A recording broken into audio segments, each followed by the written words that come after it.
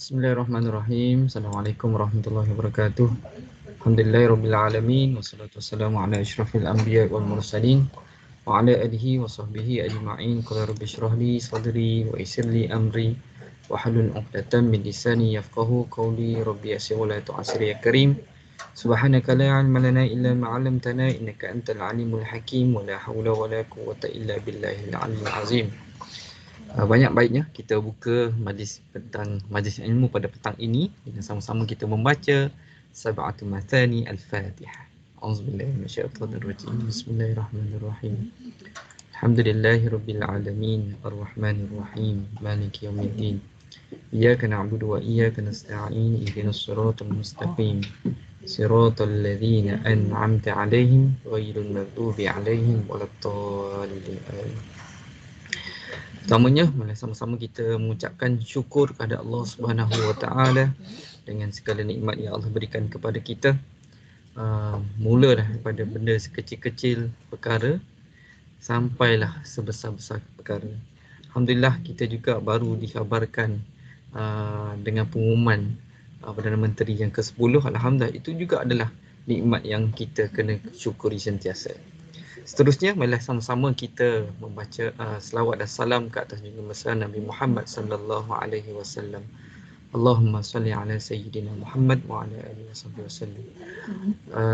Teman-teman, rakan-rakan, tuan-tuan haji, puan-puan hajah, suka untuk saya pesan pada diri saya dan juga pada rakan-rakan semua, marilah kita perbanyakkan salam dan selawat kita ke atas junjungan besar Nabi Muhammad sallallahu alaihi wasallam. Tanda kita cinta, tanda kita rindu kepada Rasulullah sallallahu alaihi wasallam. Moga-moga dengan kita sentiasa mengingati Rasulullah, moga-moga cinta dan rindu kita kepada Rasulullah semakin meningkat. Dan tak lain tak bukan pada Rasulullah sahajalah yang kita nak minta syafaat di pada mahsyar kelak. Tuan-tuan haji, puan-puan hajah, barisan pengurusan kanan lembaga tabung haji, dan juga rakan-rakan lembaga tabung haji dan juga ahli kaki tangan anak syarikat lembaga tabung haji, selamat datang ke program pada petang ini, Let's Talk Mental Health Siri 7 2012 yang mana merupakan sesi siri yang terakhir pada tahun ini.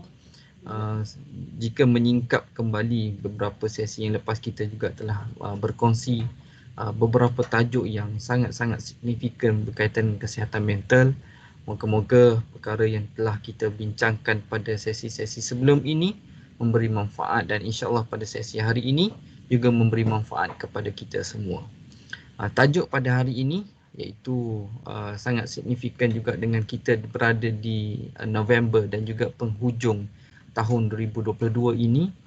Seperti mana sesi motivasi kejayaan lepas, kita bercakap berkaitan dengan move on, jalan terus, dan juga seperti untuk sesi pada hari ini, itu Let's Talk Mental Health, kita nak menyingkap keindahan yang telah kita lalui sepanjang tahun 2022 ini.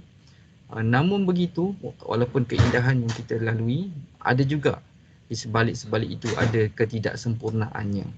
Moga-moga perkongsian ataupun kupasan daripada penceramah jemputan kita pada hari ini sedikit sebanyak boleh mengubati mungkin kita ada rasa kecewa, mungkin kita rasa ada tekanan dan sebagainya. Moga-moga bekalan ini kita boleh bawa untuk terus maju, terus berjaya pada tahun 2023 ataupun pada esok insya-Allah, dan seterusnya insya-Allah. Okey, tuan-tuan haji, puan-puan hajah, alhamdulillah dah ramai mula masuk ke ruangan kita pada petang ini. Saya juga tidak ingin mengambil masa yang panjang sebenarnya untuk beri ruang dan sepenuhnya kepada penceramah kita. Mungkin doktor boleh openkan kamera, doktor. Kita nak tengok doktor ada bersama dengan kita. Kita boleh check, tadi dah cuba check. Okey, boleh test mic doktor, okey? Assalamualaikum warahmatullahi wabarakatuh. Alhamdulillah. Terima kasih doktor. So kita boleh mulakan doktor ya? InsyaAllah. Okey, baik. So tuan-tuan, puan-puan, seperti yang tertera, Dr. Nurul Nadia binti Ismail merupakan penceramah jemputan pada sesi kali ini dan juga penutup pada program Let's Talk Mental Health tahun 2022. Dan juga doktor juga merupakan orang penting sebenarnya networking yang kami ada bersama kerjasama dengan Laman Minda sepanjang tahun ini. Let's Talk Mental Health, terima kasih banyak. Dan insyaAllah kita akan mendengar kupasan daripada Dr. Nurul Nadia, mungkin juga berkisarkan perkara-perkara yang telah dibincangkan pada sesi-sesi sebelum ni supaya kita dapat beri gambaran untuk mengorak langkah move on pada masa akan datang. Saya rasa tanpa melengahkan masa lagi, saya menjemput dan mempersilakan Yang Besar Dr. Nurul Nadia binti Ismail, merupakan pakar psikiatris Hospital Kulim, untuk berkongsi tajuk menyingkap keindahan di sebalik ketidaksempurnaan. Dipersilakan doktor. Bismillahirrahmanirrahim. Assalamualaikum warahmatullahi wabarakatuh. Tuan-tuan dan puan-puan haji dan hajah. Alhamdulillah. Dulu kalau dengar orang memperkenalkan seseorang dengan haji, dengan hajah, rasa macam Masya Allah, Subhanallah. Seronoknya kan? Rasa macam Insya Allah dah komplit dah rukun Islam seseorang itu. Alhamdulillah tahun ni pun saya telah dijemput oleh Allah sebagai Duyufur Rahman setelah 2 tahun kita dalam pandemik. So ianya sesuatu keadaan yang saya rasa rahmat, antara rahmat yang terbesar lah. Dan Haji Hanif pun, Tuan Haji Hanif pun ada pergi, tapi memang tak ada rezeki untuk jumpa dekat sana ya Tuan Haji, tapi kita adalah ber-WhatsApp ni. Bukan rezeki, tapi kita berjumpa sekali lagi di alam maya.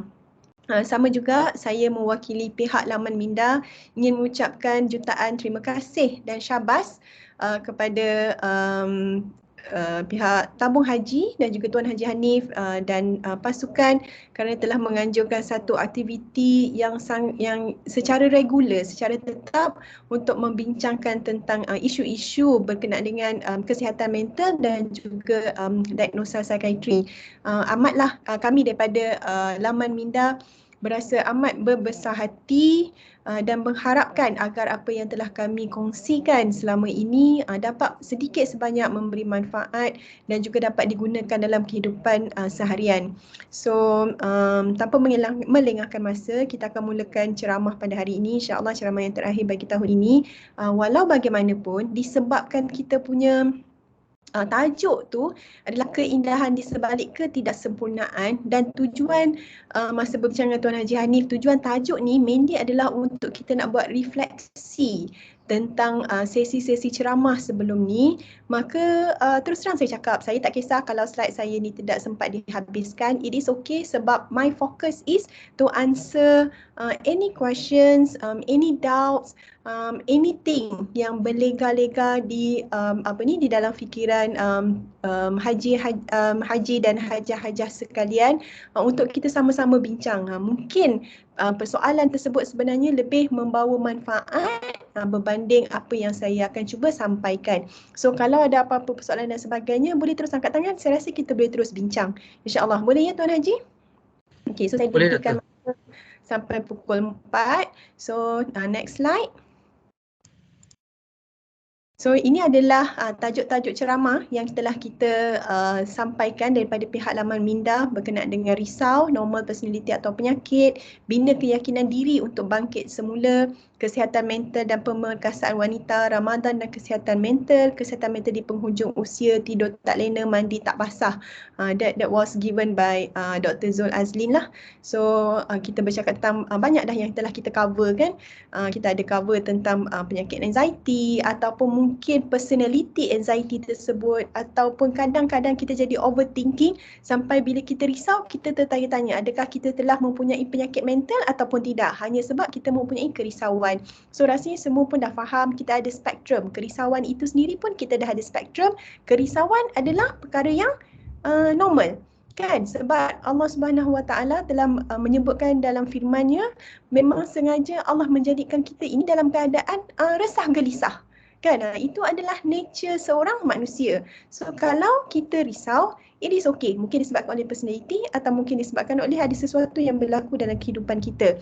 Tetapi kita kena faham Apabila setiap kerisauan, setiap kesedihan, setiap kekeliruan, setiap apa emosi ataupun pemikiran yang bermain-main di fikiran kita, walau apa pun tema, sama ada tema kerisauan, tema kesedihan, tema psikosis dan sebagainya, jikalau ianya berlaku secara berterusan, ianya sehingga menyebabkan gangguan pada fungsi normal kehidupan seseorang, sehingga ia tidak boleh bekerja, tidak boleh belajar, tidak boleh bersosial dengan masyarakat dan sebagainya, maka itu merupakan salah satu, kita kata, red flag ataupun tanda-tanda amaran mungkin kita melepasi spektrum yang biasa ini, spektrum yang normal ini kepada spektrum penyakit mental. So itu yang paling utama. Tak kisahlah simptom apa pun yang kita hadapi, tetapi once dia dah menyebabkan kita tidak boleh berfungsi seperti biasa, kita telah mengganggu kehidupan seharian kita dan kehidupan di sekeliling kita, maka kita perlu mendapatkan rawatan dengan segera. Okey, itu yang pertama. So, bina keyakinan diri untuk bangkit semula. Saya dah bercakap tentang resilient. Kenapa saya rasa resilient ini penting? Sebenarnya masa pandemik, memang di seluruh negara sebenarnya, kita memang resilient ini merupakan salah satu istilah baru yang dipopularkan semasa pandemik, disebabkan kita tahu masa pandemik ini semua orang berada dalam keadaan tertekan. Dia dikenali sebagai the unprecedented event. Kan, kita tak tahu nak buat apa dan mungkin kita ada kekuatan tapi kita tak tahu macam mana kita nak bangkit semula daripada tekanan yang kita alami. So resilient pun sangat penting dan saya akan sentuh juga sedikit untuk hari ini.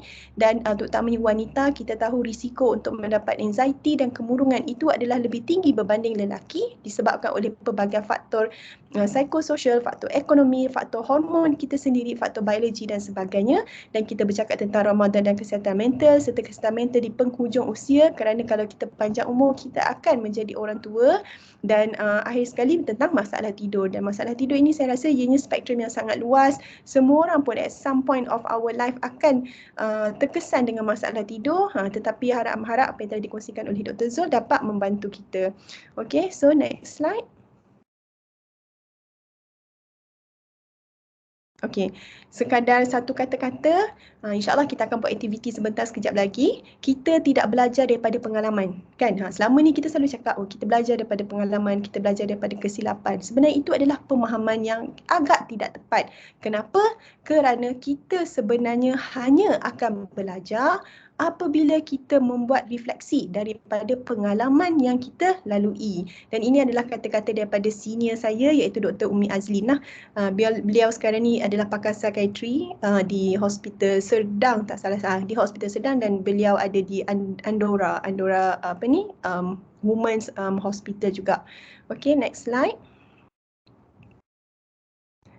Saya rasa saya telah minta Tuan Haji Hanif untuk menyertakan satu link untuk kita sama-sama membuat refleksi tentang apa sahaja sepanjang tahun 2022, tentang semua perkara, sama ada yang kita pelajari, yang kita rasa kita kesalkan, is okay, yang kita rasa kita harap kita boleh ubah dan kita dalam proses untuk mengubah, atau apa sahaja.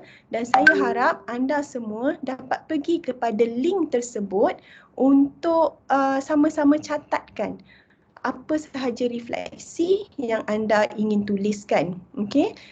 Saya sebenarnya cuba nak buat dekat dekat kita punya Microsoft ni, tapi saya rasa kalau tak semua orang berdaftar, kita tak boleh nak tulis dekat whiteboard. Betul ya, Tuan Haji, saya rasa kita ada whiteboard hari tu. Saya ada whiteboard. Tapi nampaknya hari ni saya tak nampak mana whiteboard saya. Sebab kita boleh tulis dalam whiteboard. So kalau kata ataupun nak minta saya paparkan Padlet tu. Boleh? Ada tak yang sudah start menulis? Belum lagi, Doktor. Para Okay. peserta boleh akses link saya ada kongsikan di ruangan chat, padlet.com tu. yang abaikanlah yang please write your reflection tu semua MO saya tu. Saya minta dia orang tulis untuk saya nak tengok link ni boleh digunakan ataupun tidak. Cumanya janganlah letak anonymous dan sila create kotak sendiri. Jangan tak perlu reply dekat saya punya yang saya tulis tu, tuliskan refleksi anda, nama, tak perlu. Boleh nak tulis dekat bawah add comment tu, tapi lebih baik kalau kita tekan yang butang tambah dekat tepi tu, butang tambah. Okey, bila kita tambah nanti dia akan keluar satu box. Dan dalam box tu kita boleh tulis apa yang kita nak dan kita boleh add kita punya gambar lah. Okey.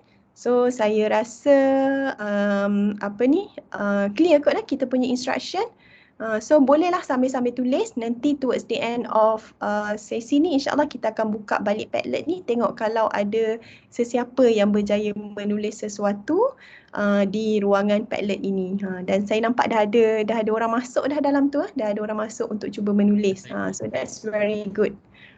Okay, so kita tutup dulu yang ini. Kita akan tengok balik towards the end. Minta tolong kerjasama daripada semua ya, tolong tulis. Sebab bila kita tulis satu kan, dia akan menyebabkan sebelum kita tulis tu kita akan fikir kan. Sebab jarang sekali sebenarnya kita buat refleksi. Betul tak? Kita hanya main-mainkan dalam kepala kan. Kita jarang menulis kecuali kita memang seorang yang menulis jurnal dan sebagainya kan. Tetapi sekarang ni saya rasa amat penting refleksi ini berlaku sebab kalau kita tak menggunakan ilmu yang kita belajar, maka ilmu tu dia hanya akan terpendam sahaja. Bila sesuatu berlaku, kita kita sukar untuk mencari balik ilmu yang kita sedang belajar tu kerana kita tidak pernah melakukan refleksi. Kerana refleksi merupakan satu muhasabah, dia akan ingatkan balik, dia akan ada melibatkan kognitif punya assessment dan sebagainya, dan melibatkan emosi. So memori yang semasa kita melakukan refleksi itu sebenarnya lebih kuat berbanding pengalaman ataupun apa yang kita fikirkan. Okay, so kita pergi kepada next slide.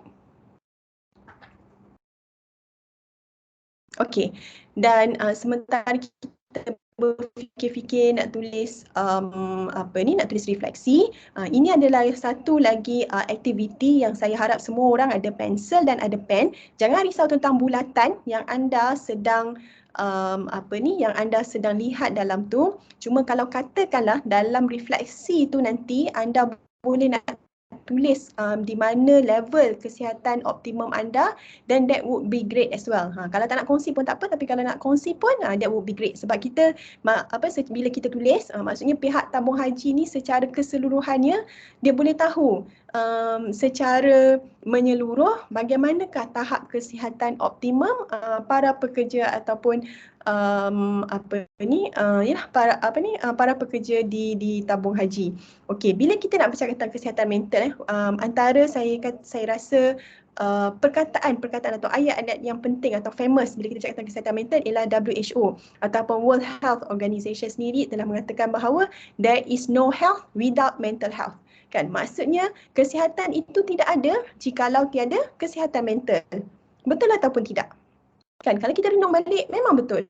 Kan, sebab sebagai contoh, bila saya berjumpa dengan pesakit skizofrenia, terutama yang baru didiagnosis ataupun yang keluarga bawa lambat ke klinik kami, mereka dalam keadaan psikotik yang sangat teruk, mereka telah hilang daripada dunia realiti, mereka berada dalam dunia halusinasi dan delusi mereka dengan penuh kepercayaan dan sebagainya, sehingga mereka mempunyai pemikiran-pemikiran yang kadang-kadang kita rasa macam tak logik. Sebagai contoh, Imam Mahdi turun, kan, untuk zaman sekarang ni lah, maksudnya kita tahu Imam Mahdi memang akan turun, tapi mereka mengatakan bahawa Imam Mahdi telah turun, mereka salah satu askar Imam Mahdi, mereka perlu melakukan sesuatu, ataupun ada FBI dekat Malaysia yang akan datang untuk tangkap mereka, kan. So mereka hidup dalam ketakutan, mereka telah hilang daripada realiti dunia yang sebenarnya sedang berlaku.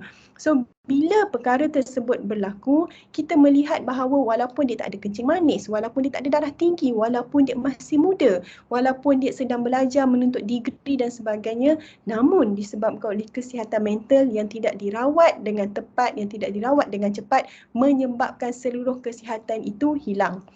So itu adalah antara contoh-contoh yang kita kata agak teruk, tapi begitu juga dengan sakit-sakit depression sebagai contoh kan, major depressive disorder.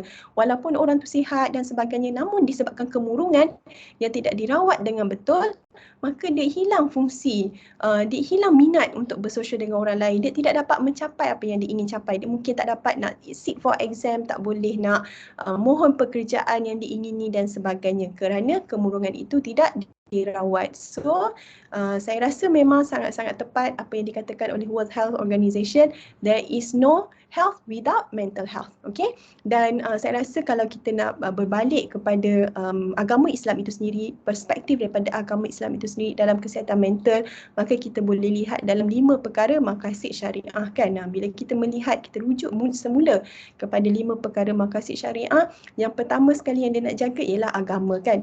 Lepas tu antara perkara yang lain ialah akal kan. Dan bila kita bercakap tentang akal, maka ia ialah termasuk dalam psikologi dan juga kesihatan mental.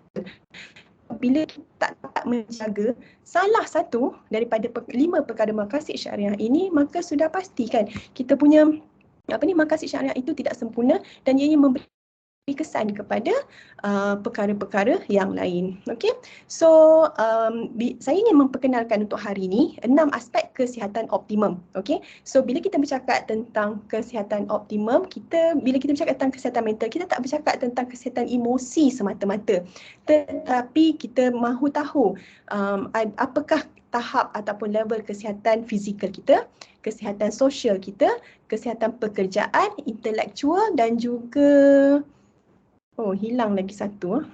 Sekejap, boleh pergi kepada next slide tak? Fizikal, emosi, dan rohani. Sorry, yes. So patah balik slide tadi, dan spiritual lah. Kalau rohani ni kita kata macam spiritual lah. So bila saya nak anda semua tuliskan di atas kertas 6 perkara ini. Nombor 1 fizikal, 2 emosi, 3 sosial, 4 spiritual, 5 pekerjaan dan 6 intelektual.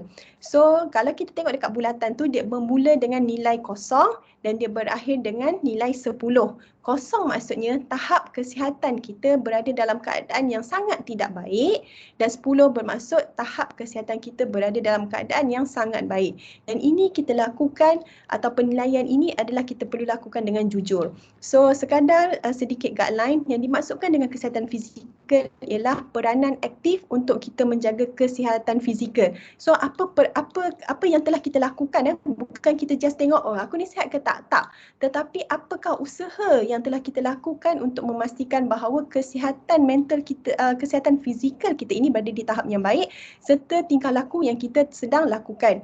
Kan, sebagai contoh, kita bersukan dengan tetap, kita menjaga makanan mungkin, kita mengira kalori. So semua itu makin banyak kita lakukan dan mungkin anda akan menilai bahawa anda mempunyai tahap kesihatan fizikal yang lebih optimum. Okay? Dan kita juga peka tentang perubahan yang berlaku dalam badan kita kan. Kalau orang yang tak pernah lagi diagnose kencing manis, tetapi sejak hari ini dia sentiasa lapar, dia sentiasa haus, malam pun bangun sekejap-sekejap masuk toilet nak kencing kan. So dia perasan bahawa alamak, ini tanda-tanda awal kencing manis. So dia terus mendapatkan rawatan. So itu pun boleh dikira langkah-langkah yang telah kita lakukan. Okay, so kedua, kesihatan emosi. So apakah kesedaran kita tentang kesihatan emosi kita sendiri? Maksudnya bila kita marah, kita sedar kita marah. Bukan lepas kita dah marah orang ataupun kita dah buat kesilapan marah orang, baru kita macam, alamak, rupa-rupanya aku tengah stres. Itu tidak dikira lah kan. So kesihatan emosi ni ialah sebelum kita dah marah orang tu, kita dah tahu dah, okay, hari ni memang saya bad mood, mungkin malam tadi tak tidur sebab orang call ke kan, orang call tak berhenti-henti. So tak boleh tidur, bangun pagi memang penat. So kita dah tahu bad mood. So kita cuba elakkan daripada bertembung dengan perkara-perkara yang kita tak suka lakukan pada hari tersebut. Dan kita cuba kurangkan untuk bercakap dengan orang-orang ataupun membuat perkara-perkara yang boleh menyebabkan kita bertambah tertekan dan sebagainya. Okay, next slide. Ada sesiapa yang nak share? Okay, tak apa, nanti towards the end saya akan tanya. Kot-kot lah ada yang nak share. So yang ketiga adalah hubungan sosial. Hubungan kesihatan sosial kita ni macam mana kan? Tak kiralah kita kerja apa, kalau kita kerja dekat lab, kita ingat orang tu akan berkeseorangan. So dia tak ada kawan. Tidak semestinya kan, sebab ramai je orang yang kerja dekat lab atau kerja yang depan komputer. Waktu bekerja dia bekerja, tapi bila waktu rehat, dia akan masuk pantry, dia akan bercakap, minum kopi dan sebagainya, berkongsi perasaan dan sebagainya. So dianya bukan sahaja bermaksud berapa ramai kawan yang kita ada, tetapi sejauh manakah kualiti perhubungan kita dengan kawan yang lain ataupun dengan masyarakat ataupun komuniti kita kan. Dan seterusnya ialah spiritual kan, rohani. So kita tahu apakah erti dan tujuan hidup kita kan. Bila kita bangun tidur, yes kita kena pergi kerja dan sebagainya. Tapi kita boleh mencari makna di setiap apa yang kita cuba lakukan. So sebagai contoh, bila saya ataupun bila laman minda ditubuhkan, memang majoritinya adalah doktor Muslim dan sebagainya. Bila kita merasakan bahawa kami tidak dibayar oleh mana-mana pihak untuk nak melakukan kerja di luar waktu pejabat. Dan ianya bukan mudah, sesuatu yang mudah untuk dilakukan kerana semua doktor, semua sangat sibuk di hospital. Tiba-tiba lepas balik kerja kita kena buat sesuatu kan. Tetapi kita memahami bahawa kita perlu mendekati masyarakat luar daripada klinik untuk nak menyebarkan kesedaran tentang kesihatan mental ini, kerana kami rasa banyak lagi perkara yang perlu dilakukan untuk memastikan bahawa masyarakat kita ini terdidik dengan kesihatan mental menggunakan bahasa-bahasa kebangsaan yang ada di negara kita. So kita ada bahasa Melayu, ada juga setengah artikel yang kita cuba buat dalam Tamil, dalam Iban, Kadazan dan sebagainya. So itu adalah antara matlamat kenapa laman minda itu ditubuhkan. So maksudnya apa yang kita cuba buat ialah mencari erti di atas apa yang kita lakukan, bukan semata-mata sebab dibayar gaji dan sebagainya, insya-Allah. So next. Okay, so yang kelima ialah pekerjaan. Pekerjaan ialah apa yang kita lakukan ini, adakah ianya memberi kepuasan kepada kita. Dan pekerjaan ini bukan sekadar kalau saya doktor, kalau anda seorang kerani, kalau anda seorang accountant, bukan sekadar seorang accountant kan.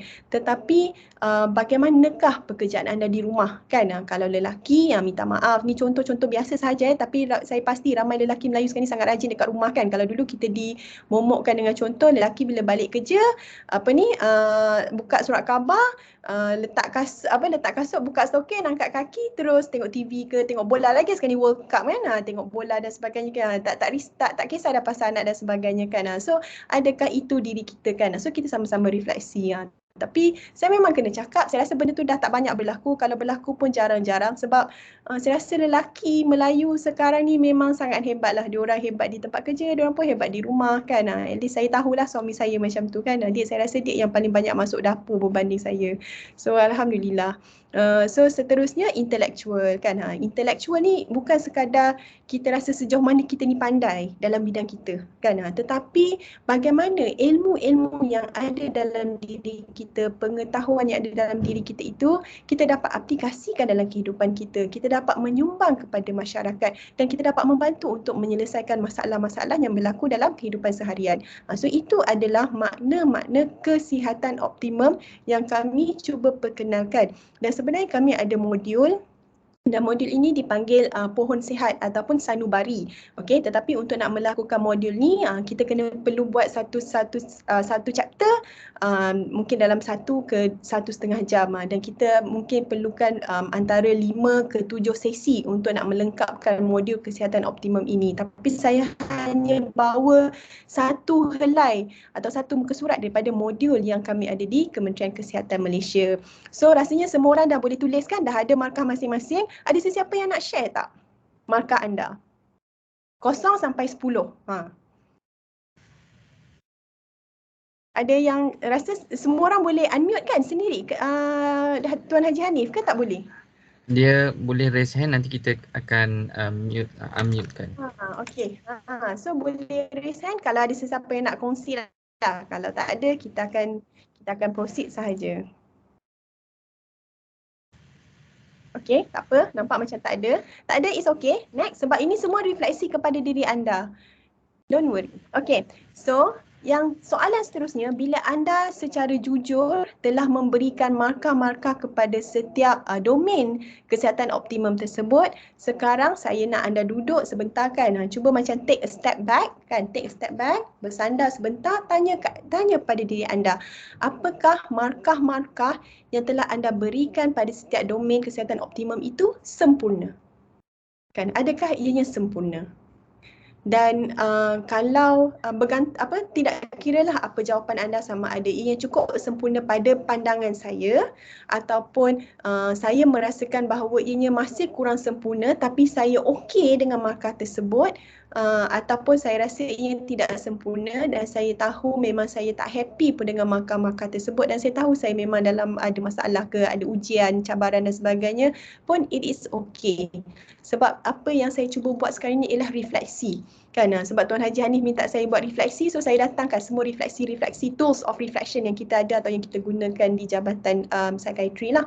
Dan seterusnya, adakah kita berpuas hati dengan markah-markah yang kita berikan? Okey, walau bagaimanapun setelah anda jawab soalan ni, saya nak anda cuba refleks lagi sekali, muhasabah lagi sekali dan tarik nafas dalam-dalam. Tarik nafas dalam-dalam. Okey, tahan.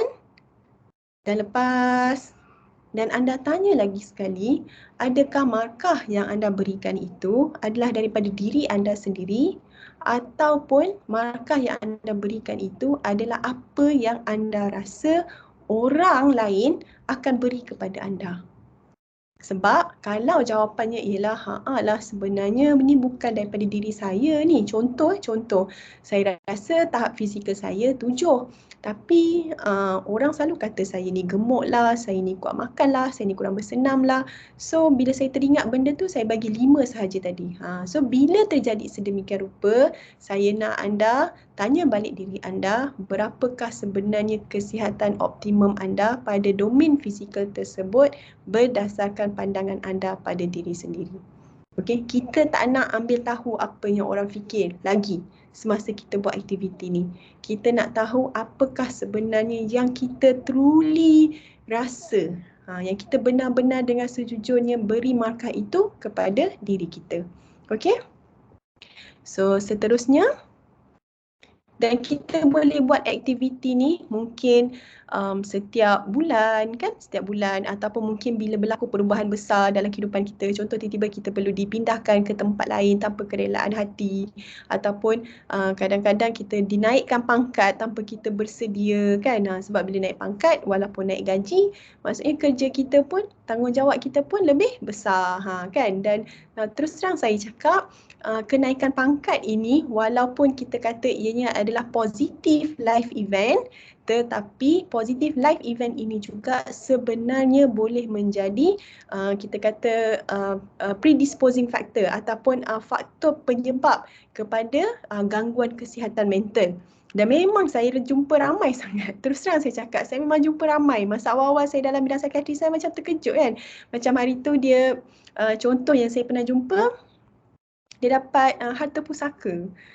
Dia ni memang jenis yang humble lah. Saya rasa dia jenis yang humble, yang bukan jenis materialistik. Dia jenis yang dia kerja, gaji cukup, kereta biasa-biasa, rumah sederhana, bagi dia itu dah cukup kan. Dia tak tahu bahawa parents dia, ayah tak salah saya yang meninggal pada masa tu, ada harta, ada tanah, ada banyak duit dalam bank. Sebab ayah dia pun jenis hidup yang sederhana.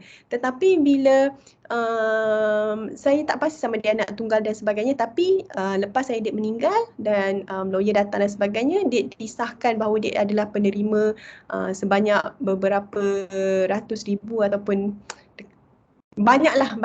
Saya tak nak sebut sebab saya takut nanti kadang orang search ke apa ke kan. Banyaklah, memang banyak. Memang banyak sangat, sampai dia macam terkejut beserta dengan harta dan tanah, berbidang-bidang tanah yang dia tak pernah sedar. So bila dia jadi macam tu, dia terkejut sehingga dia dapat kemurungan. Sebab dia rasa bahawa dia tak tahu nak buat macam mana, dia rasa tanggungjawab tersebut terlalu besar, dia rasa macam dia nak sedekahkan sahaja semua tu kepada ahli keluarga dan sebagainya, which of course lah mendapat tentangan daripada isteri kan. So bila dia dalam keadaan terkejut, maka dia menyebabkan dia dapat kemurungan dan sebagainya, tapi kemurungan dia tak berapa teruk lah. So bila dia datang, tapi dia perlu dibawa ke jabatan psikiatri sebab dia dah tak boleh nak pergi kerja, nak berfungsi sebagai seorang cikgu pada masa itu.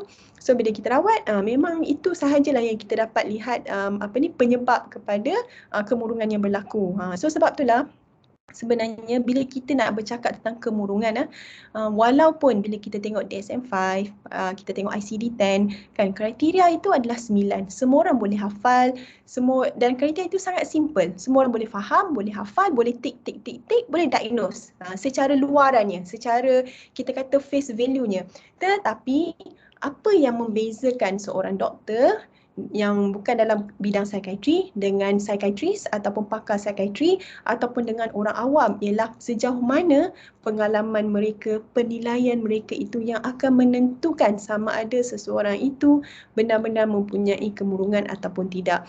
Dan bila kita mendiagnosa seseorang, ia bukan sekadar diagnosa sahaja. Kita perlu memahami apakah faktor-faktor yang menyebabkan orang itu mendapat kemurungan, apakah faktor-faktor pelindung mereka, apa yang kita boleh lakukan, siapa lagi stakeholders yang terlibat semasa menerima rawatan kan. Sebagai contoh, saya banyak sangat menerima kes-kes cikgu.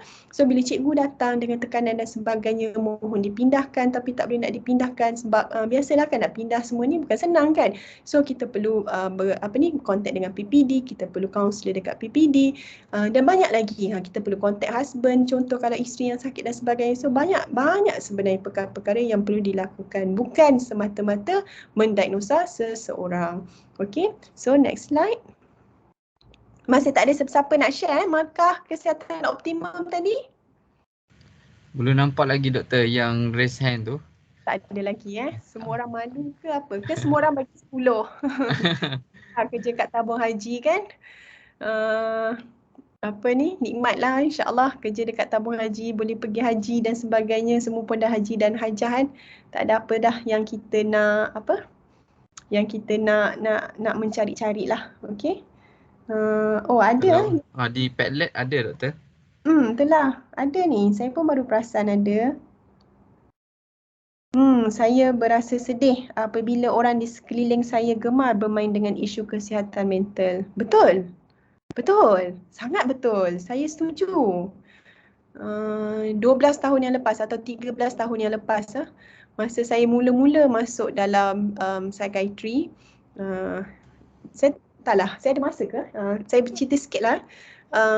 Masa dekat UK, saya memang dapat offer untuk masuk psikiatri department sekali dengan neurologi. Kalau dekat negara-negara maju, psikiatri ni dia ialah part of neurology sebab dia is about brain kan, is about brain. So memang macam pengiktirafan lah sebenarnya. Saya suka neurologi dan pakar saya dekat sana pun tahu saya suka neurologi. Sebab tu dia macam saya dapat offer tu lah psikiatri dan neurologi. Tapi sebab saya punya stigma terhadap psikiatri, saya tolak tawaran tersebut dan saya ambil bidang yang lain lah. Dan tapi itulah kerja Tuhan kan, Allah Maha mengetahui. Bila saya balik Malaysia, saya masuk psikiatri. Dan mula-mula saya masuk tu, memang bila orang tanya saya kerja dekat departmen mana, saya memang rasa malu sebenarnya. Malu sebenarnya nak bagi tahu saya dalam bidang psikiatri. Walaupun pada masa tu saya doktor di bidang psikiatri. So boleh bayangkan tak bagaimana stigma yang sangat-sangat tebal dalam masyarakat kita. Cumanya apa yang saya nampak perlahan-lahan masyarakat kita sebenarnya lebih terbuka untuk bercakap tentang masalah kesihatan mental, dan buktinya ialah kes-kes yang dirujuk ke Jabatan Psikiatri semakin hari, semakin tahun, semakin ramai. Dan permintaan memang sangat banyak dan kita perlu memohon kepada lebih kaunselor, lebih klinikal psikologis dan sebagainya. So insya-Allah secara perlahan-lahan masyarakat kita semakin sedar, tetapi betul cabarannya ialah masih ada lagi yang suka mempermain-mainkan tentang isu-isu kesihatan mental. Dan saya rasa kalau masyarakat mungkin kita boleh ignore kan, sebab ialah kan kita tak terlalu, kalau kita off kita punya social media, insya-Allah kita boleh ignore lah perkara tersebut, dia tak terlalu mengganggu emosi kita. Tapi yang kita risaukan ataupun yang lebih kita concern ialah jika ianya berlaku di tempat kerja. Ini yang saya rasa ramai sangat orang yang sangat-sangat tertekan, yang memang dah sedar diorang ada kemurungan atau diorang ada anxiety atau diorang ada panic disorder atau diorang ada social anxiety disorder, sehingga kadang-kadang disebabkan teruk sehingga menyebabkan psikosis, tapi tak berani nak datang jumpa psikiatris sebab takut stigma daripada bos. Sebab takut tiba-tiba bila buat penilaian LNPT dan sebagainya, mereka tidak diberikan markah yang sewajarnya sebab mereka ada penyakit psikiatri. Ataupun takut jika jabatan buat aktiviti, mereka tidak akan dijemput. Dan perkara ini memang benar-benar berlaku. Dan itu nak menunjukkan ke tahap stigma yang masih lagi tebal, kan? Dan sebagai contoh, bila kita rasa orang tu ada anxiety, tiba-tiba kita ambil balik semua portfolio yang kita berikan kepada dia sebab kita ingat sebab banyak kerja yang menyebabkan dia tak buat, kan. Sedangkan orang ni mungkin dia suka buat kerja, tetapi bila dia ambil portfolio tu, apa yang orang ni rasakan bahawa sokongan itu terus hilang, orang dah tak percaya pada dia dan dia menyebabkan simptom tu semakin teruk, kan. Sedangkan apa yang boleh dilakukan ialah bertanya, kan, adakah sakit ini disebabkan oleh terlalu banyak portfolio yang dipegang, kan. Kalau itu adalah betul, dan bagaimana kita boleh ni, adakah dengan mengurangkan portfolio sampai dia stabil ataupun memberikan lebih staff untuk dia selesaikan portfolio-portfolio yang terlibat dan sebagainya. So saya mohon sangat kepada semualah supervisor ataupun manager, level-level manager ni, kan, level-level supervisor, manager, apa lagi middle manager, kan, yang anda adalah bos, kan, ketahuilah setiap apa yang anda lakukan dia sangat-sangat mempengaruhi orang-orang di bawah anda, kan. Contoh, bila dia bagi MC daripada psikiatri, kita punya meme MC lagi, kan, ataupun awak hang dah gila ke? Contohlah, kan, kalau orang Kedah, kan, awak hang pergi psikiatri, hang dah gila ke? Kan. Kan macam terkejut orang tu dengar, kan. Dah lah dia nak datang klinik psikiatri pun dia dah rasa takut. Dia memerlukan satu keberanian untuk nak datang minta bantuan. Tiba bila bagi MC, bos pula tanya yang sedemikian. Lepas tu mula pula buat kita kata check pula betul ke dia ni buat kerja selama ni ada simptom psikosis, lepas tu duk gelak-gelak, kan. Tu ni kalau tak makan ubat ni sekejap lagi kan dia cakap seorang-seorang. Contoh, kan. Ataupun hang jangan kawan dengan orang ni, nanti kan hang pun berjangkit juga. Contohlah, maaflah terkeluar pula semua bahasa-bahasa Kedah ni, kan. So Kedah pun Kedah celup, so cara saya cakap tu pun tak sedap juga. So saya minta maaf lah pada orang Kedah, tapi sebab saya memang jumpa dengan orang-orang Kedah, so terkeluar lah apa yang diorang nak cerita kat saya, kan. So macam tu lah. Okay, so next slide.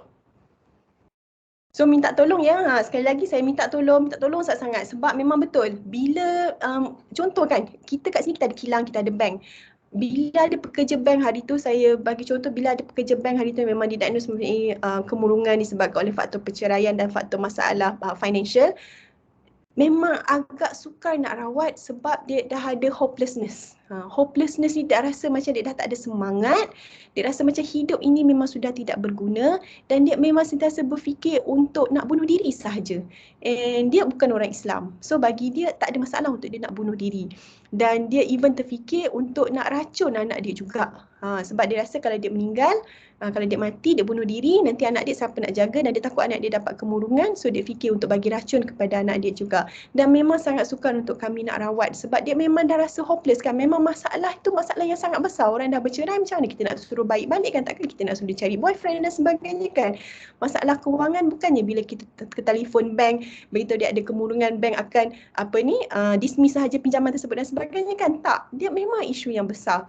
Dan namun apa yang saya perasan ialah supervisor di bank yang dia bekerja itu memohon izin untuk dengan pesakit datang bersama-sama semasa konsultasi, nak tahu betul ke tidak pesakit ni sakit dan sebagainya dan apa yang mereka boleh tolong bagi pihak bank. Lepas daripada sesi tersebut, Masya Allah, memang sekurang-kurangnya dia dah tak ada rasa hopelessness dan dia dah tak ada rasa bahawa dia keseorangan. So dia semangat dia untuk hidup tu, walaupun dia masih dalam kemurungan, tetapi semangat dia untuk hidup tu semakin pulih. Tu salah satu contoh je. Ramai je manager daripada kilang, kan, guru besar datang, ibu bapa datang tanya macam mana nak bagi sokongan dan sebagainya. Dan bila ada penglibatan daripada orang-orang yang penting dalam kehidupan ni, memang dia betul-betul membantu seseorang itu untuk pulih daripada masalah kesihatan mental ataupun penyakit kesihatan mental yang mereka sedang alami.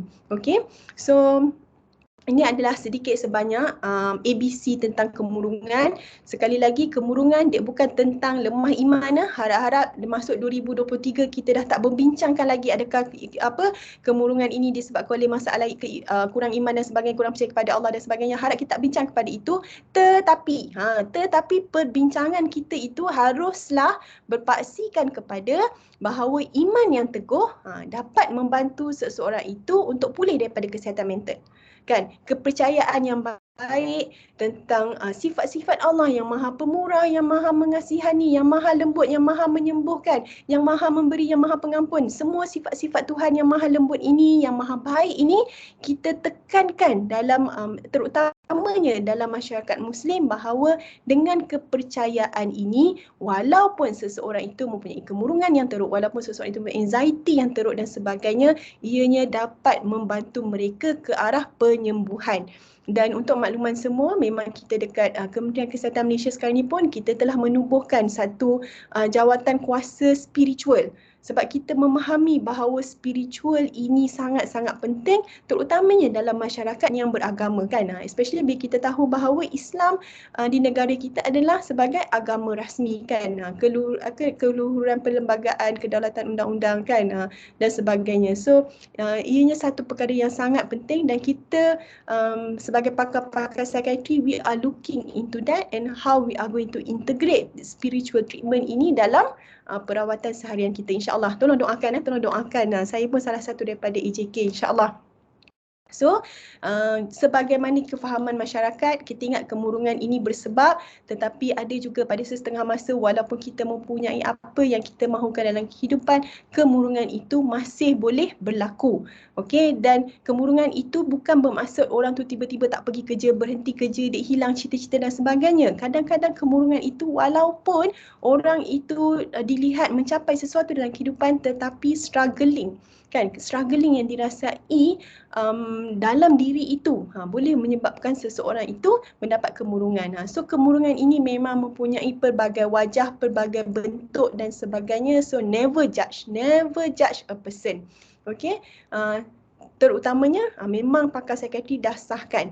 Tapi kalau macam sekadar self diagnosis dan sebagainya, okey, so itu adalah perkara lain yang kita perlu bincangkan. Okey, dan pengalaman, refleksi, semua ini akan mempengaruhi perjalanan penyembuhan seseorang. So kalaulah seseorang itu mengalami kemurungan tetapi mereka sebenarnya mempunyai trauma semasa mereka kecil, semasa mereka remaja, dan trauma ini tidak diadres dengan betul dan hanya dipendam, maka perjalanan ke arah penyembuhan itu adalah lebih sukar dan lebih rumit.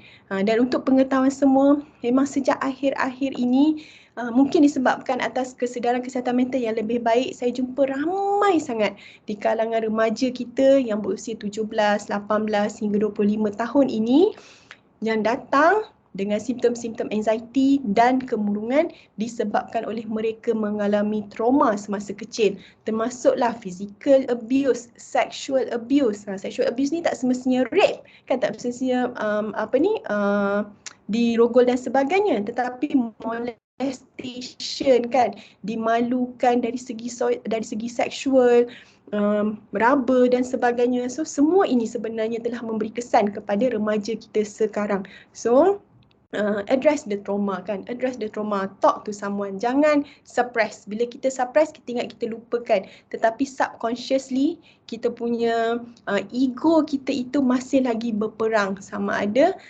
trauma ini memainkan peranan yang besar dalam personality kita, dalam kita menempuh kehidupan dan sebagainya. Okay, next slide. Doktor, di samping tu ada soalan daripada Puan Nur Ashikin dekat ruangan chat tu. Dia ada bertanyakan, kemurungan biasanya ada dorongan daripada bisikan ke doktor? Oh, okey. Dia macam ni kalau kita bercakap dari segi kemurungan, secara teorinya kemurungan itu berlaku dahulu dan kalau dah pada tahap yang teruk dan barulah bisikan itu akan datang. Okey, dan insya-Allah itu adalah diagnosis kemurungan. Ini secara ringkas saja. Tetapi katakanlah apa yang berlaku, orang itu mengalami psikosis dahulu. dia dengar suara yang mengatakan bahawa dia ni tak guna, dia ni tak ada orang sayang, dia ni sangat hodoh, dia ni bodoh dan sebagainya kan. Dia dengar secara konsisten dan disebabkan oleh suara itu dia mendapat kemurungan, maka kemungkinan diagnosis bukanlah diagnosis kemurungan semata-mata, tetapi mungkin diagnosis utama dia ialah psikosis ataupun mungkin dalam kes ni kemungkinan skizofrenia ataupun bipolar. Dan bila keadaannya teruk, maka ataupun disebabkan oleh psikosis dan kepercayaan ini, maka ianya menyebabkan emosi dia terganggu dan mempunyai simptom-simptom kemurungan. So mana yang berlaku dulu, A atau B berlaku dulu dan sebagainya adalah amat penting untuk kita nak menentukan diagnosis akhir. Okay? So saya harap itu dapat menjawab. So kalau katakan kemurungan, bila dia kemurungan yang teruk, dia mengalami halusinasi, bila kita rawat kemurungan, halusinasi itu akan hilang. So itu yang penting sebenarnya. Okay? So yang keempat, kemurungan boleh menjadi episod hitam dalam kehidupan seseorang, memang betul, tetapi kita perlu belajar untuk terus berjalan dan menempuh kehidupan bersesuaian dengan kelengkapan diri yang kita ada.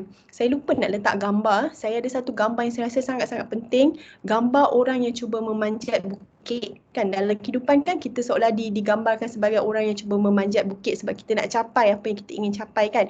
Dan dalam gambar tersebut, orang tu dia pakai backpack, tapi dekat backpack tu tertulis fear, anxiety, failure. Kan? So itulah kehidupan kita sebenarnya. Walaupun katakan kita mengalami kemurungan, kita perlu bawa hidup dengan kemurungan, bukan bermaksud pendakian itu perlu dihentikan.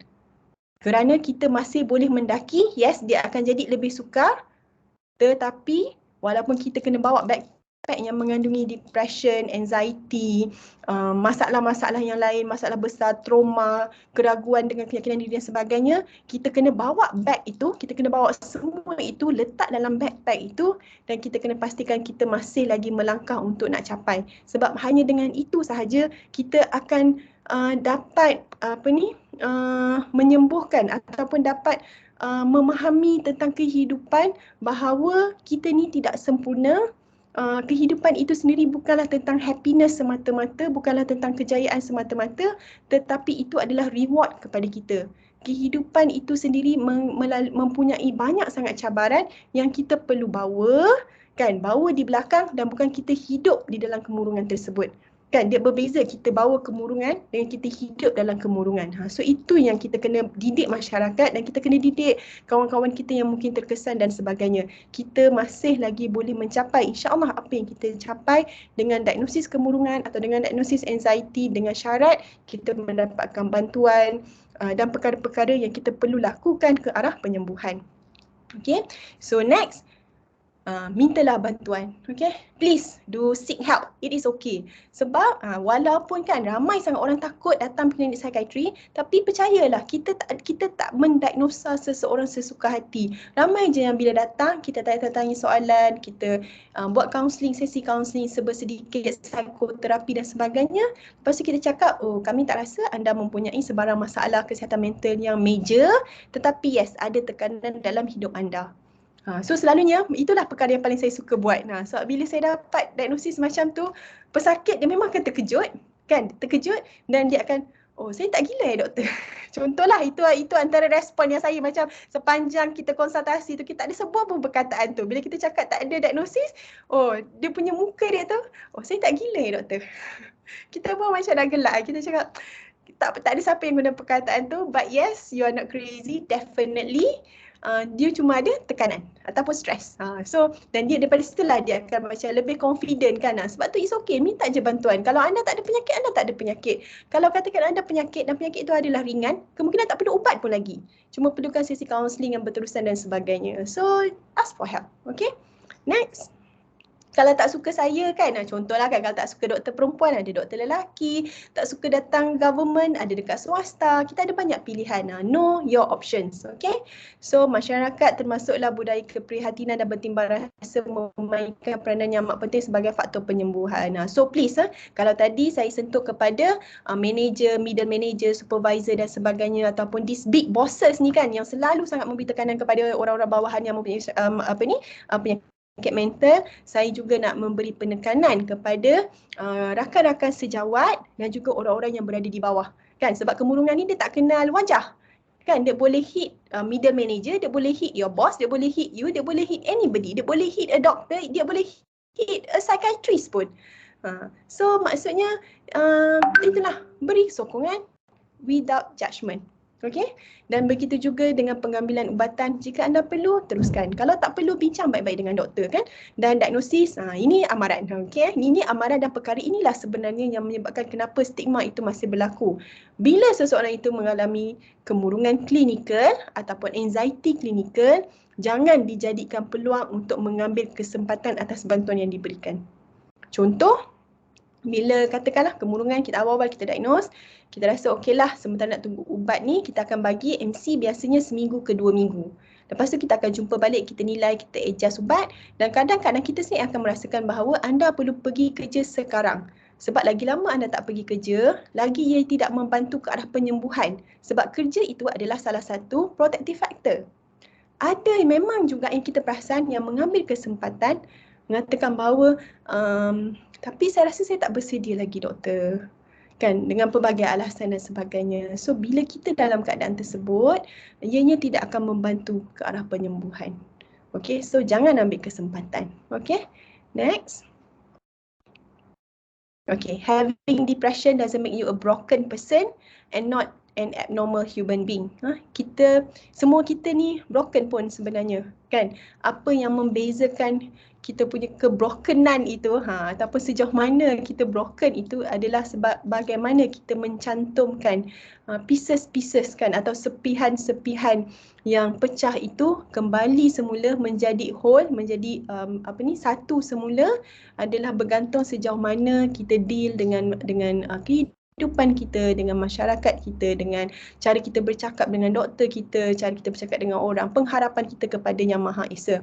Okay, and depression doesn't cause imperfection sebab sebenarnya none of us are perfect. Okay, so ini yang kita kena faham. Okay, next.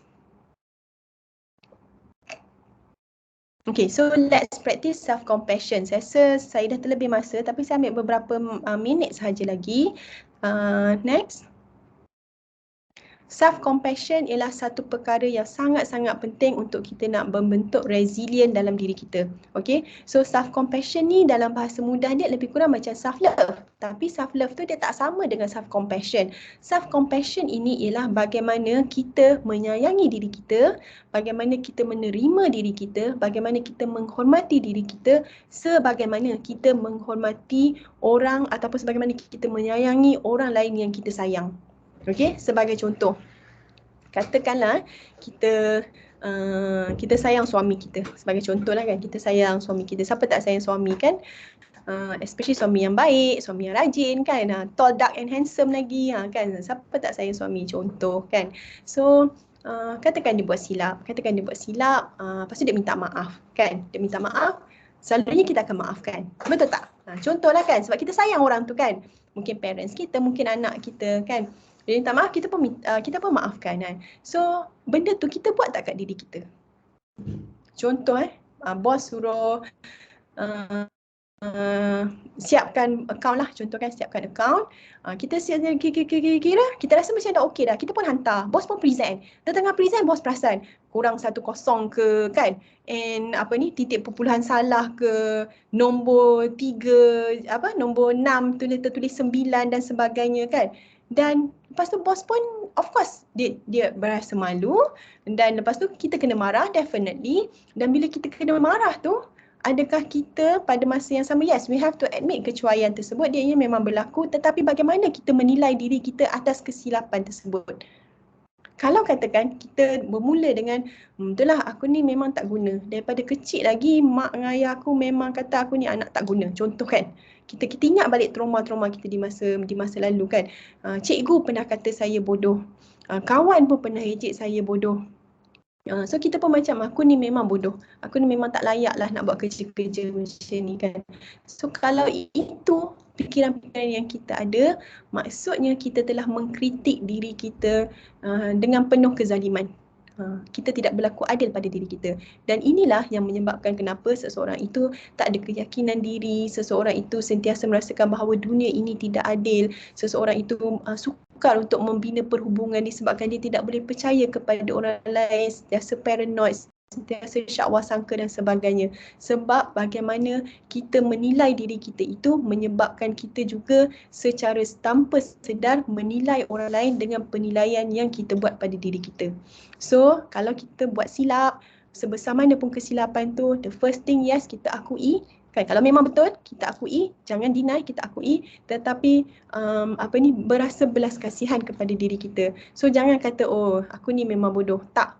Kita mengatakan bahawa, oh, ini adalah satu kesilapan yang saya memang tidak sengaja. Saya tahu saya dah buat sehabis baik, tapi kesilapan itu masih berlaku. So, mungkin ini adalah ujian daripada Tuhan. Contoh kan. So macam mana saya boleh perbaiki kesilapan tersebut? So contoh, so that's how kita being kind to ourselves. Sebab katakanlah kawan kita datang kan mengadu, bos marah sebab dia buat kesilapan, bos dimalukan, dia pun rasa kesian dekat bos dia. So dia rasa macam dia tak boleh nak maafkan diri sendiri atas kesilapan tersebut. Apa yang kita akan bagi tahu best friend kita? Kita akan bagi tahu ini ujian kan. Kita akan bagi tahu nak buat macam mana manusia buat silap kan. So kita ni pun manusia juga, dan perkara tersebut kita kena bagi tahu kepada diri kita. Okey, ini bukan tentang bersikap kepentingan diri sendiri, tak. Ini ialah tentang bagaimana kita menghargai diri kita yang memang Tuhan bagi kepada kita, inilah dia. Okey, so ini adalah self compassion. Okey, dan okey, so seterusnya. Okay, so macam mana kita nak practice self-compassion? Saya go through quickly. Nombor 1, macam saya telah beri contoh, practice forgiveness. Jangan kita kata hukum diri sendiri atas sebab kesilapan. Contoh anak-anak remaja zaman sekarang lah especially kan, bila tak dapat apa yang diorang usahakan, diorang akan self-harm kan. Self-harm dengan slash their hands kan, akan ketuk-ketuk kepala, menjerit, tak nak makan kan. Itu adalah bentuk self punishment kan. So apabila katakanlah kita ada kawan atau anak-anak remaja yang bersikap sedemikian, the first thing kita cakap dengan dia, please learn to forgive yourself. Please learn to forgive yourself. Sebab that is among the first important step to move on. Okay, forgive. Kan kita tak perfect. Nak buat macam mana? Kita memang tak perfect. Kan kita memang tak perfect. Sepandai mana, sehebat mana pun kita memang tak perfect. Kalau kita dinampak perfect pun, it's not because kita. Ia disebabkan oleh kita mempunyai sokongan-sokongan sosial yang baik, yang sentiasa menyokong kita sehingga orang nampak kehidupan kita itu sempurna. So kita kena ingat. Okay, next. Okay, step 2, employ a growth mindset. Okay, growth mindset ni pun is another important topic yang kita memang kena belajar macam mana nak ada growth mindset.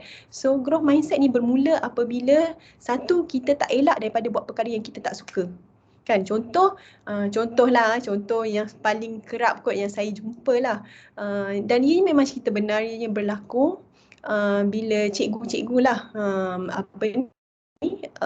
dinaikkan pangkat, contoh jadi PKM kan, cikgu yang mengajar dinaikkan pangkat jadi PKM atau jadi guru besar, tanggungjawab lagi besar dan sebagainya. Tiba-tiba diorang jadi tertekan sebab diorang tak suka kerja tersebut. Diorang nak mengajar sahaja sebab diorang tak nak berfikir dah. Sebab diorang nak pencen kan, nak pencen. Kenapa nak susah-susah? Saya nak pencen. Kenapa nak susah? Kan.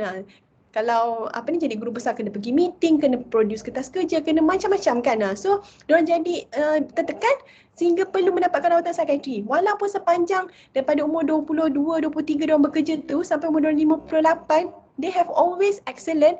Tiba-tiba bila dapat satu pekerjaan diorang tak suka, disebabkan mungkinlah faktornya diorang pun dah nak pencen, diorang malah nak berfikir dan sebagainya, maka mereka menutup the growth mindset tersebut. So pertama sekali, yes, banyak sangat cabaran dalam kehidupan kita ini. Ada banyak sangat perkara yang mungkin kita tak suka dan kita rasa kita tak mampu nak buat. Tetapi percayalah, selagi mana kita tak mencuba, kita tak akan tahu macam mana kita mampu ataupun tidak. Kan? Dan kita tak boleh mengharapkan kehidupan ini senang. Sebab kehidupan itu memang tak senang. Kehidupan itu penuh dengan ujian. Kan? Dan the only way untuk kita progress ialah kita mencuba sesuatu yang baru. The only constant is change. Kan? Perkara yang satu-satunya tidak berubah ialah perubahan. Perubahan itu sahaja yang tidak berubah. So, we must embrace the change, beranikan diri Dan antara perkara yang kita boleh lakukan ialah sentiasa belajar ilmu baharu, sentiasa tahu untuk minta pertolongan, sentiasa mengikuti peredaran zaman dan sebagainya. Okay, next. Step, okay. There is no sense in punishing your future for the mistakes of your past. Forgive yourself, grow from it, then let it go. Kan, so orang selalu tanya kan, macam mana nak let go doktor? Macam mana nak let go doktor? So bila pesakit tanya saya macam tu, the next question saya akan tanya ialah, have you forgive yourself? And trust me, lelaki ke, perempuan ke, tua ke, muda ke, bila saya tanya soalan tu, semua orang akan bergenang air mata. Sebab antara perkara yang susah nak dilakukan ialah nak memaafkan diri sendiri tu. Kenapa kita susah sangat nak maafkan diri sendiri tu? Kan, kita malu kot, mungkin kita malu dengan diri kita sendiri kan. Mungkin kita rasa macam kita terlalu memandang rendah kepada diri kita sendiri sampai kita rasa bahawa kita ini tidak layak untuk dimaafkan walaupun oleh diri sendiri. So kita kena reflect balik. Sebab perkara-perkara ni yang kadang menghalang kita untuk mempunyai kesihatan mental yang sangat baik. Kan, sebab dia adalah psikologi, dia akan mempengaruhi pemikiran kita, kelakuan kita dan sebagainya. Okay, next. Okay, express gratitude kan. Ini perkara yang saya rasa strike saya as a Muslim psychiatrist. Sebab di barat pun kajian banyak sangat mengatakan bahawa bila kita bersyukur kan, bila kita bersyukur kan, memang ianya akan membantu kita untuk mempunyai kesihatan mental yang baik. Tuhan memang dah janji kan, la in syakartum la azidannakum wa la in kafartum inna azabi lasyadid kan. Kalau kamu bersyukur, aku memang akan tambah nikmat kan. Tapi susah betul kita nak bersyukur kan. Sebab the grass is always greener on the other side kan. So it is okay kan. Dulu kita rasa kita kurang bersyukur, sekarang kita doakan. Jadi itu ya Allah ya Tuhanku, ajarilah aku untuk menjadi orang yang lebih bersyukur atas segala nikmat-Mu, kan, atas segala pemberian-Mu walaupun benda itu adalah sedikit. Kan, atas segala ujian pun kita minta Tuhan supaya untuk berikan kita sifat bersyukur itu. Sebab memang terbukti bersyukur itu mampu memberikan kita kesihatan mental yang sangat baik, insya-Allah. Next. Okay, find the right level of generosity. Kan, ini pun ada dalam Islam kan. Islam memang dah kata dah, bila kita pemurah, bila kita bantu orang memang Allah memang akan bantu kita. Bila kita pemudahkan jalan seseorang, Allah memang akan mempermudahkan jalan untuk kita masuk ke dalam syurga kan. Saya tak ingat ni hadis nombor berapa dalam hadis 40 Imam Nawawi. Tapi hadis tu memang Masya Allah, saya bila belajar tentang hadis tu pun saya rasa macam memang bersemangat nak tolong orang. Sebab mungkin kita tak nampak benda tu dekat dunia kan. Memang kita tak nampak pun, most of the time kita tak nampak benda tu kat dunia kan. Sebab kita selalu doa dengan Tuhan kan, kita nak kebaikan di akhirat tu kan. So mungkin Tuhan simpanlah apa-apa kebaikan yang kita buat kat dunia ni untuk akhirat kita. So kita ada sedikit macam mana, bersangka-sangka, bukan sedikit lah. Kalau boleh bila kita dapat fokuskan bersangka baik kita tu, dan kita tahu kan apa yang kita buat ni, walaupun kita tak dapat pujian dekat dunia ni kan. Sebab saya tahu, saya pun bekerja kan. Kadang kita buat kerja bersungguh-sungguh, tapi sebab kita cumalah ahli jawatan kuasa biasa, kita bukan pengerusi, kita bukan ketua jabatan, kita bukan setiausaha agung dan sebagainya kan. Kita lah orang-orang bawah yang angkut kerusi, kita lah orang-orang bawah yang start daripada bawah dan sebagainya, yang sampai awal balik lambat, tapi yang dapat pujiannya orang-orang atasan. Contoh kan. So of course kita sebagai manusia kita memang akan terasa kan. Tapi kalau kita buat benda tu sebab kita tahu this is the right thing to do, kita buat benda tu sebab kita tahu kita mempermudahkan urusan orang lain, Allah memang akan mempermudahkan urusan kita. InsyaAllah kita punya hati tu memang akan rasa lebih lapang dan lebih tenang.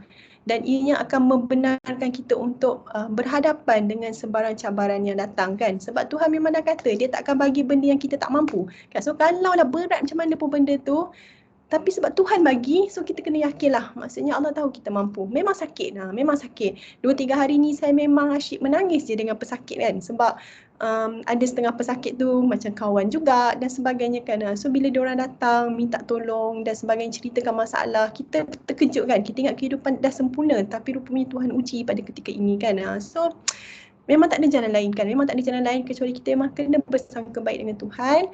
Kita kena walaupun kita susah kan, ni cerita betul ni. Masa COVID hari tu kan ramai juga pesakit-pesakit saya yang tak bekerja dan sebagainya, tapi bila diorang tengok ada orang yang lebih susah, diorang bantu, tiba-tiba ada je jalan untuk diorang. Kan macam hari tu kami MHPSS, Pasukan Mental Health Psychosocial Support, bila kami buat PFA di hospital, kami ada yang antara kami yang keluar derma lah, ada yang doktor-doktor yang memang derma kepada kepada MHPSS team kami untuk kita nak support staff-staff kita, belikan makanan dan sebagainya, especially yang tengah jaga COVID ward. So kita order daripada seorang peniaga kecil ni roti sebanyak 300 buku, dan memang peniaga ni macam bersyukur yang teramat sangat dekat kita orang, sampai lepas-lepas daripada tu pun kami sentiasa dapat makanan free. Sebab dia kata sepanjang pandemik ni, dia macam masa kita orang call tu, dia macam dia tak, yelah siapa yang nak makan, bukanlah maksudnya kedai tak buka kan. So daripada mana, sedangkan itulah dia punya sumber pendapatan. So bila kita order secara regular dan sebagainya, diorang memang nampak sangatlah diorang bersyukur, dan diorang memang cerita bahawa sebelum kita order tu, diorang ada tolong juga orang lain, walaupun duit diorang sendiri pada masa tu pun diorang tengah catu. So diorang memang, diorang rasa macam Allah memang bayar cash, kan. So selalu kita dengar cerita-cerita macam ni. So benda tu memang berlaku lah, insya-Allah. So next, saya rasa ini akan jadi step 5 ni akan jadi saya punya slide yang terakhir lah. Sebab janji sampai pukul 4 kan, ni dah 10 minit, saya lebih masa, saya minta maaf. Last kali, be mindful. Be mindful. Be mindful ni ialah sesuatu yang saya tak pastilah, kadang-kadang dia macam kontroversi sikit sebagai seorang Islam, sebab dia ada melibatkan elemen-elemen seperti meditation yang memang kita adapt daripada Hinduism ataupun Buddhism kan, diorang yang buat yoga dan sebagainya kan. Tetapi rest assured yang sebenarnya mindfulness ini pun ada dalam Islam. Bila kita mindful sebenarnya? Bila sebenarnya yang Allah suruh kita being mindful? Ada sesiapa tahu tak? Kalau kita nak kaitkan lah kan, sebab kita orang Islam kan, kita dah haji, dah hajah semuanya ni kan. So penting untuk kita nak tahu bila masa yang kita sebenarnya kena betul-betul being mindful. Kan, mindful ni maksudnya bangun tahajud, Masya Allah kan. So betul, bangun tahajud kan. Solat sebenarnya kan, solat 5 waktu, tak perlu bangun tahajud pun, bukanlah bangun tahajud baguslah, tapi maksudnya solat 5 waktu tu kan, solat khusyuk tu, masa itulah kita putuskan segala apa-apa yang, segala benda-benda keduniaan ini yang sedang mengganggu kita punya yang sedang occupied kan, kita punya pemikiran, kita punya jiwa, kita punya emosi kan. Bila kita berdiri kan, kita berdiri tegak, the first rukun of solat, kita berdiri tegak saja, daripada situ kita dah kena tahu, kita kena putuskan segala apa pemikiran dan kita sedang menghadap Tuhan kan. Walaupun kita kita sedang menghadap Tuhan, seolah kita nampak Tuhan walaupun kita sebenarnya tak nampak Tuhan kan. Ihsan tu kan. So itu sebenarnya adalah konsep-konsep mindful yang telah lama Islam tu ajar. Cuma itulah sebab yalah kan, keadaan umat Islam pada masa ni kita tak berjaya lah nak mengutamakan perkara-perkara tersebut. Tapi insya-Allah semakin ramai Muslim psychiatrist, even di barat pun Muslim psychiatrist pun tengah menggodek-godek balik, tengah membuka balik kitab-kitab silam yang kita jumpai untuk nak mengatakan bahawa kesihatan mental ni, psychiatry ni sebenarnya telah dipelopori oleh masyarakat Islam, oleh Muslim scholars berbanding the Western scholars pun sebenarnya. Kita sebenarnya mempelopori tentang kesihatan mental ini. So adalah menjadi tanggungjawab kami, menjadi tanggungjawab anda para kaunselor, haji, hajah semualah kan. So mindful. Mindful ni ialah bila kita stres kan. Bila kita stres, macam hari tu contoh masa saya stres, tiba-tiba hujan, Masya Allah kan. Bila hujan kita pun okeylah, Allahumma sayyiban nafi'ah. Kita letak dulu pen, kita tengok luar tingkap, kita tengok hujan. Kita perhatikan titisan hujan. Jangan fikir apa-apa, kita just tengok je titisan hujan. Tengok dia besar, dia bentuk bujur ke, dia bentuk bulat ke. Dengar titisan hujan tersebut. Sebab kita ingat titisan hujan tu ada satu bunyi je. Tapi bila kita betul-betul dengar, setiap kali dia hempap rumput, dia hempap simen, dia hempap atap dan sebagainya kan.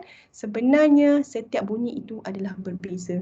So kita dengar, kita tengok pokok dekat luar tu. Tengok pokok tu sebenarnya kan. Kalau kita sekarang kita lihat, kita nampak pokok, kita ada pokok. Tapi kita tahu tak berapa banyak pokok sebenarnya dekat situ? Mungkin orang tak akan dapat jawab. Sebab kita hanya tengok pokok. Tapi being mindful ni, kita tahu ada satu pokok dekat situ. Pokok ni lebih besar daripada pokok tu. Dan kita bila kita buat macam tu, dia akan memutuskan sebentar segala benda yang sedang membebankan fikiran kita.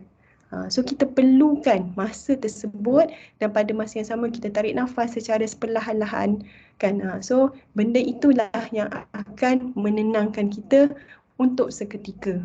Tak lama pun kan, just 5-7 minit. Lepas daripada tu insyaAllah kita akan rasa lebih tenang. So kita boleh mula balik untuk bekerja dengan lebih efektif dan efisien, InsyaAllah. Saya rasa saya stop di situlah Tuan Haji. Okey, terima kasih doktor. Kita tengok di Padlet ni doktor, ada perkongsian daripada rakan-rakan Wardah, ada beritahu better in time, healthier and happier. Ada di sini juga I was diagnosed having anxiety disorder and MDD for the past 6 years. Above all, I realized that I am strong. Masya Allah. Indeed strong. Yes. No doubt about it. That's why you are still here. Okay, the first step is always the hardest, but once you take the first step, things will get easier from the on. Alhamdulillah, moga-moga motivasi daripada perkongsian daripada doktor pada petang ini, seperti mana tajuk yang kita bincangkan, menyingkap keindahan di sebalik ketidaksempurnaan, dan doktor sendiri telah membawakan kita self reflection yang sangat-sangat dari segi pelbagai aspek, dan dari segi sudut ni kita dah muhasabah diri kita kan doktor ya. Sepatutnya kita sentiasa muhasabah diri kita, apa yang kurang itu bukan untuk melemahkan, tapi yang kurang itu adalah untuk kita perbaiki pada masa akan datang. Subhanallah, banyak syarat juga dengan perkongsian-perkongsian daripada doktor. Terima kasih banyak doktor. Moga-moga perkongsian daripada doktor pada petang ini memberi inspirasi, memberi motivasi, memberi manfaat yang sangat-sangat berguna. Kalau ada yang survivor isu depression ataupun anxiety, it's okay. Kita teruskan rawatan, dan kita perlu jadikan hari esok lebih baik pada hari ini. Dan kalau esok diuji lagi, it's okay. Kita teruskan lagi untuk membangunkan diri. Itulah yang seperti yang doktor nyatakan tadi, kita tidak akan diuji selagi mana kita ni mampu untuk menghadapinya. Innallaha la yukallifullahu nafsan illa wus'aha. Thank you doktor. So saya rasa sangat-sangat bermanfaat pada sesi pada petang ini. Moga-moga sesi Let's Talk Mental Health yang kita adakan sepanjang tahun pada tahun ini memberi pengetahuan, memberi kesedaran kepada kita semua bahawa pentingnya untuk kita menjaga kesihatan mental kita. Seperti yang doktor sebut tadi, kita tidak diistilahkan sebagai sihat kalau kita tak ada mempunyai kesihatan mental yang baik. So doktor, ada juga yang PM saya sebenarnya kalau nak bertanyakan direct kepada doktor, bolehkah doktor? Dia nak email ke macam mana? Email insyaAllah. Saya tak janji bila saya akan jawab, tapi insyaAllah saya akan cuba jawab. Boleh? Boleh. Email saya sekejap bolehlah saya bagi nur_aidan @yahoo.com. Boleh rakan kita tuliskan di ruangan chat untuk sama-sama kita manfaatkan. Okey, so setakat itu saja untuk petang ini. Terima kasih pada semua. Mungkin di akhir ni kita nak nak ambil gambar bersama-sama dengan Dr. Nadia. InsyaAllah pada tahun depan kita akan bersama lagi dalam siri Let's Talk Mental Health. Moga-moga kita akan memberi manfaat lagi kepada semua. Seperti mana doktor sebutkan tadi dalam maqasid syariah, kita menyebut berkaitan dengan pemeliharaan akal dan sebagainya, dan juga kita di tabung haji juga bercakap berkaitan kesejahteraan psikologi dan juga kesihatan mental sentiasa. Moga-moga kita mempunyai kehidupan yang terbaik, bukan untuk diri kita saja, untuk rakan-rakan sepejabat kita dan juga untuk keluarga kita, dan juga akan menatijahkan kepada organisasi yang kita sayangi ini. Jom kita sama-sama onkan kamera. Ada beberapa rakan-rakan kita dah on ni, yang berada di kaunter pun ada, yang berada dalam kereta pun ada, mungkin dengar sambil memandu tadi. Subhanallah, terima kasih Hajar. rakan-rakan kita yang lain. Jom kita onkan kamera. Hajah Rohaniza boleh bantu? Okey. Subhanallah.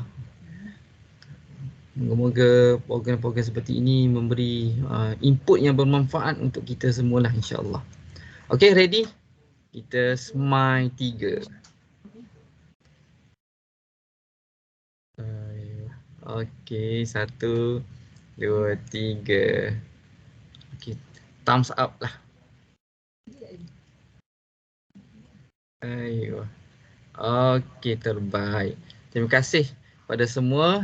Moga-moga sesi yang ini memberi manfaat kepada kita semua, insya-Allah, dan boleh kita sebar luaskan manfaat ini kepada rakan-rakan kita yang tidak bersama dengan kita. Dan juga insya-Allah kita juga akan uploadkan rakaman pada hari ini di dalam YouTube channel kita, insya-Allah. Mana-mana yang tidak berkesempatan boleh tengok kembali pada masa akan datang. Saya rasa setakat itu saja sesi pada petang ini. Terima kasih banyak-banyak pada Dr. Nurul Nadia binti Ismail.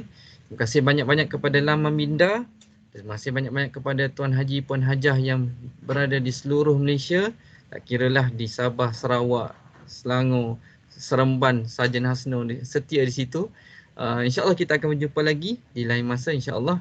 Kita sama-sama kita tangguhkan sesi pada petang ini dengan sama-sama kita membaca tasbih kafarah dan surah Al-Asr. Subhanakallahumma bihamdik asyhadu an la ilaha illa anta astaghfiruka wa atubu ilaik.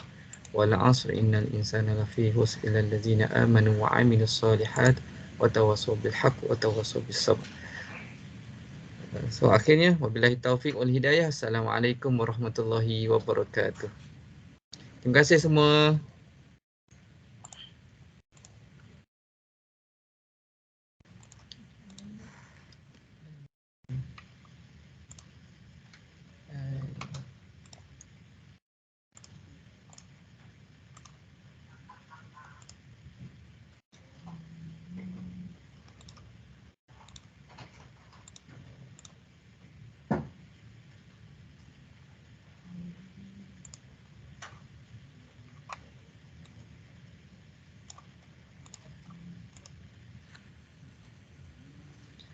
Terima kasih semua.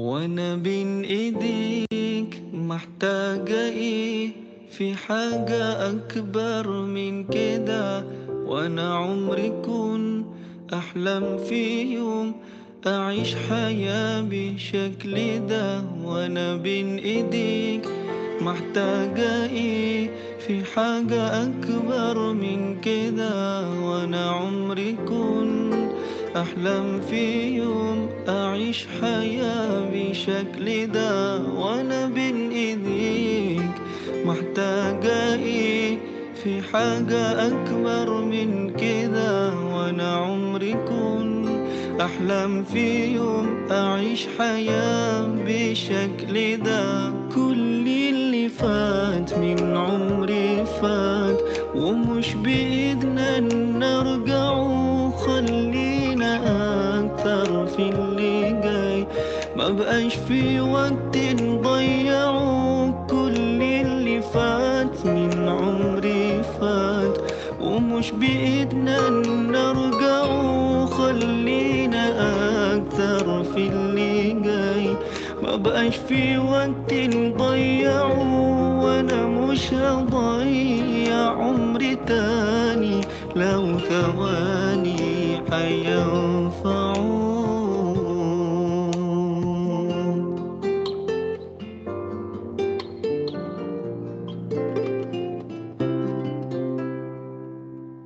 أنا مش هفكر في اللي فات أنا عمري لسه في أوله كفاية إني بقيت معاك ومعاك هعيش وكمله. أنا مش هفكر في اللي فات، أنا عمري لسه في أوله. كفاية إني بقيت معاك ومعاك هعيش وكمله. كل اللي فات من عمري فات، ومش بإيدنا نرجعه. خلينا أكتر في اللي جاي، مبقاش في وقت نضيعه. كل اللي فات من عمري فات، ومش بإيدنا نرجعه. خلينا أكتر في اللي جاي، مبقاش في